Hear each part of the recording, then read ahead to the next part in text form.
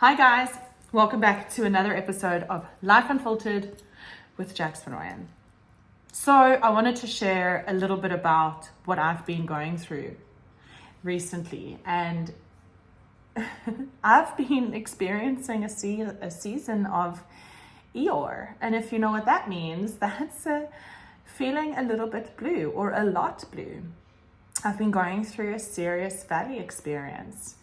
And if this is Life Unfiltered, it means the good, the bad, and the ugly. And I wanted to share what I've been going through as an encouragement for anyone else that might be in a valley experience or going through a difficult season in their lives right now.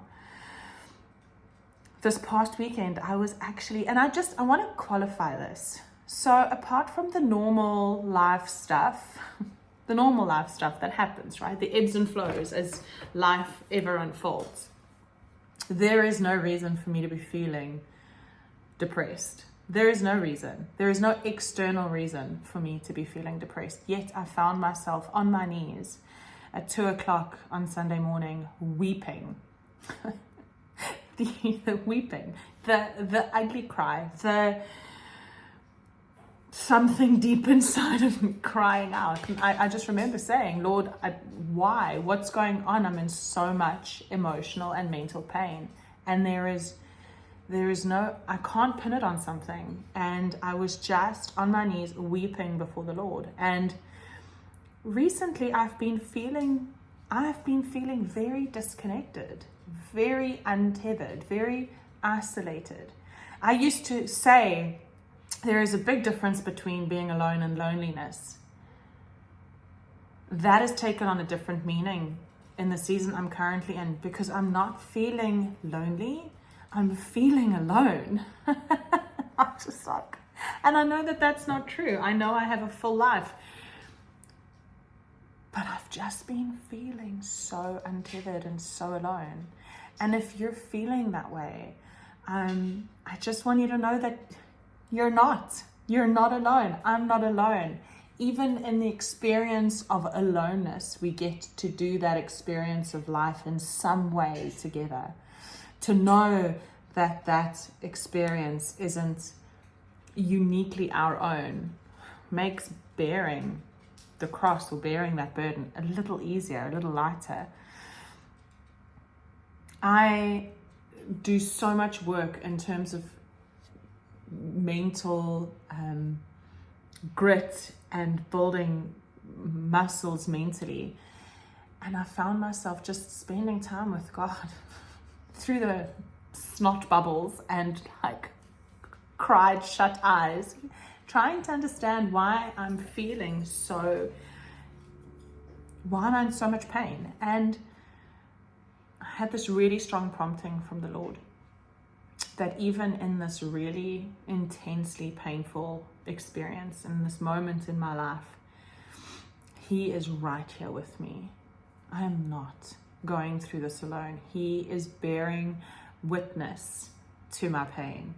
And I was chatting to a friend this week. We met for coffee, and I was just kind of sharing with her kind of what I'm going through.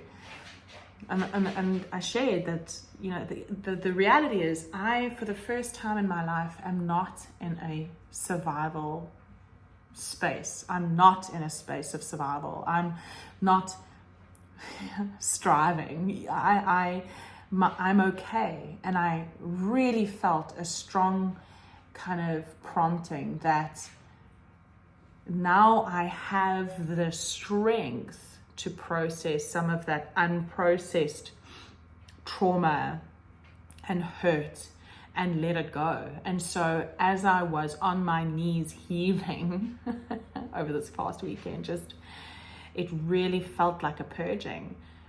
And it doesn't mean that it's over, because I feel like I'm 3 seconds away from crying all the time now. As I release whatever it is that's been unprocessed or pent up. And the reason I decided to share that this week in this episode is just to encourage anybody that's going through their own tough season. Guys, I'm a really tough cookie. I'm pretty tough. I'm pretty resilient. I'm gritty, you know. And even me, even me. And so, you know, I've spoken to so many, so I've got an itchy nose, so scratch properly. I speak to a lot of women and I speak to a lot of men who go through these seasons of feeling really hopeless and in despair. And then what they often do is, because they don't have their vision properly calibrated, they make that experience mean something about who they are. I'm sad, so there must be something broken. I'm feeling anxious, so something, they own it as a personality, as a themness thing. And I'm not broken. My life isn't broken. And yet, I'm in one of the darkest, most depressive seasons of my life. And just saying that, I'm like cringing, because I'm just, number one, vulnerability. But number two, I'm so used to having it all together that not having it together inside, it's a constant having to reframe and put things in their proper place and proper perspective. And never more than now, and I know that's in like absolutely horrible English, but never more than now have I needed to lean into those 10 principles that I've defined for my life. Never more than now. You know, so on my knees, it's like, okay, I can't get out of my own head. What is principle number one? Principle number one is God first. Okay, let's focus my vision. Let's calibrate my vision and my perspective onto God first, because that is who I am first and foremost. I'm unapologetically a Christian. I believe, and I live that out. And so if that's true, then let's focus everything on the one who gave me life. If I can't get out of my own head, Yorkie drama, so it's probably like a leaf attacking someone. If I can't get out of my own head, now principle number two, I actively look for ways to serve. Because guys, I have found in my experience, it is so hard to focus on my own inner narrative or my own drama or my own lack when I'm serving those less fortunate or that are facing challenges far greater than I can even fathom facing in the season of despair that I am in. And so I've never been more grateful that I have been gifted with the revelation and the ability to fashion out these principles to keep me safe and to hopefully duplicate into Lily's life. So she has this framework for extraordinary living that she can lean into, because it's not just about having something to hold fast to and strive for when you're okay. It's having the mechanisms and strategies in place that when you are not okay, you don't take yourself out. That is, I can't tell you how many times I've taken myself out of life. Like I've just completely self-destructed, sabotaged, because things weren't in the right perspective, they weren't in the right frame, they weren't in their right context. And now in one of the craziest emotional and mental battles, one of the hardest emotional and mental battles I've probably ever had to face or ever had to negotiate and navigate, right? I am strongest.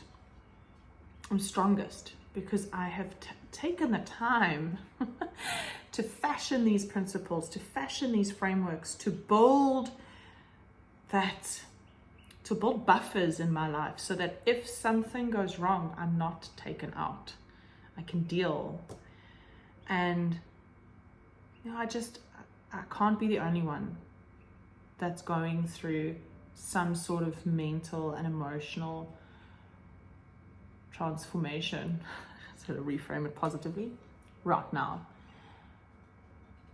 And I know how leveling these feelings and emotions and these voices can be if you really believe that you are alone. And so I wanted to jump on here and share that I'm going through this right now. You are not alone. You are not alone in the darkness. You are not alone in the overwhelm. You are not alone in the pit of despair. That experience isn't unique to you. You experience it uniquely, but that you experience it is not unique. And so it's not you. You are not broken. And take courage. Just take courage, because the season will pass. It is temporary. It is not who you are. It is not your life. It is not a defining moment. We are going to get through this. And guys, all we have to do is just be so conscious to be gentle with ourselves. Just be so gentle, be so kind. In the hardest moments in your life, in the darkest moments of your life, be so careful to use language that is gentle and kind. Speak to yourself like someone. Speak to someone you love. You speak to yourself like you speak to those you absolutely love. And because we need that. We need that gentleness, and we need it from ourselves, and we need that kindness, and we need it from ourselves. And yeah, so today I've gotten bath salts and bubble baths, and I am not cooking. My daughter's not with me this week, so I'm not cooking. I've got rotisserie chicken. I'm making a quick little salad. And then I'm going to get lost in learning. I'm going to put on a few podcasts. I'm going to jump onto Peterson Academy and learn about gut health. And I'm just going to go and completely lose myself in learning something new tonight. If you're like me and you're going through a rough time right now, I want you to know that, number one, you are not alone. This experience is not something that is unique to you. So many people are struggling with the same thing. You're going to be okay. I know that. That I know with certainty. You're going to be 100% okay. This is temporary. It's fleeting. It will pass. All you have to do is allow it to be. Process the negativity, process the emotions. If you want to cry, cry good and proper. If you want to people avoid, get into that bedroom, put on your little girl panties, because the big girl panties mean you got a bus.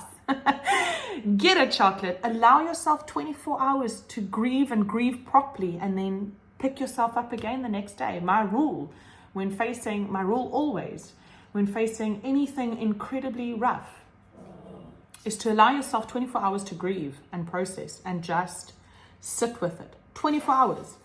And then on the 25th, we get up and we go, okay, how do I participate in managing this experience to fully heal, fully go through it, fully grow through it, but minimize any potential damage? Yeah, I hope this has been helpful. I'm most certainly not through my season. I'm in the middle of this, whatever this is in my life right now. I'm in the middle of it, the healing. So releasing trauma, releasing pain, purging pain. Purging pain sucks. Sucks. Purging trauma sucks. This aloneness, this experience of not having roots is wild. It's wild. But I know that my Father is right here with me in the middle of this experience and holding space for me to go through it. That this moment is temporary, and that it doesn't define who I am or the quality of the life that I live. And I just wanted to share that with you. So I hope this has been helpful. I love you. You are loved. Love can be unconditional. So if you needed to hear that today, you are loved. You are worthy. You are called. and this too shall pass. It shall pass. Sound like a little American. Till next week, kids. Stay real.